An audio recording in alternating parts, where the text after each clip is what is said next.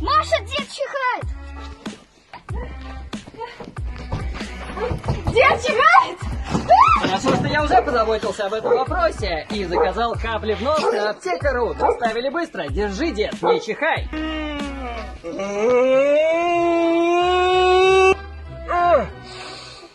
Фу.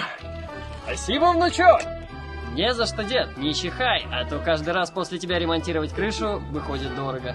Аптека.ру